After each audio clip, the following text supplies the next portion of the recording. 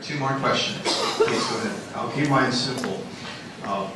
How would you define faith, and how would you then apply that, and where do you place your faith? That's directed to both of you. Thank you. I've gone back and forth on different definitions of faith because it seems to be used in so many different ways. Generally, in my interactions with people, and this may not be representative of everybody because we already know that I'm coming from a more Southern Baptist Protestant background, I tend to define faith as the excuse people give for believing something when they don't have a good reason. And I have no use for it at all.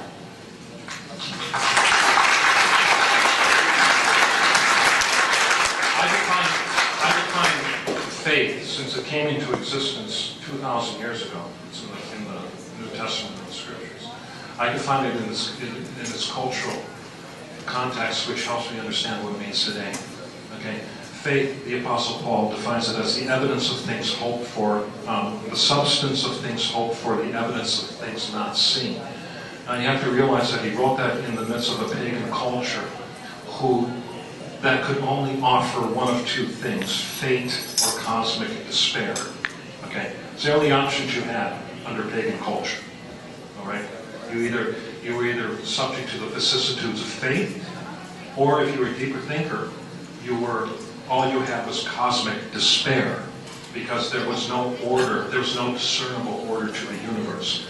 Discernible order to the universe only came into existence as Greek thought was synthesized with Judaic thought through the gospel in Christian thought, because what it did was it placed man at a different point, number one, in the universe, and it defined the universe in a different way, which I alluded to earlier, which means that it has a beginning and an end.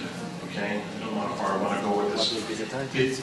The notion that time and space are created is an exclusively Christian contribution to the history of human thought. Okay, once that became established, the notion of progress became possible.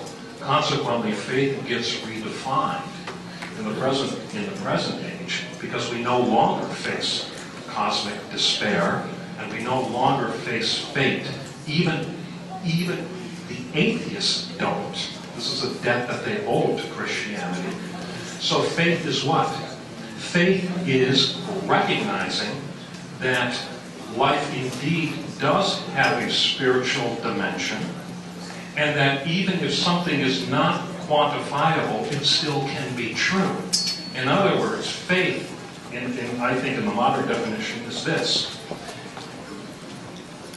Things don't have to be solely material to be true. Truth exists not distinct from, but it incorporates materiality, but also exceeds beyond the categories of materiality, and it's just the recognition that life does indeed have a spiritual dimension. Now, what that spiritual dimension is, we can debate, and many people do, and they will till the end of time. But it recognizes that, as I said, truth cannot be reduced to just what you see under a microscope. Well, it is nevertheless true that I promised one more question. Everybody else in line, sorry, but stick around, because after this we will reconvene with a panel to continue discussing these issues, and there will be more opportunity for question and answer. Please, one last question. Hi. What is the meaning of My life? question is for you, Matt. Earlier you said, have a brain, morality is a truth to be discovered, not a rule to follow. Now, it's common Christian belief... Instead of a rule to be disseminated. Rule to be disseminated. I'm sorry, I was writing fast.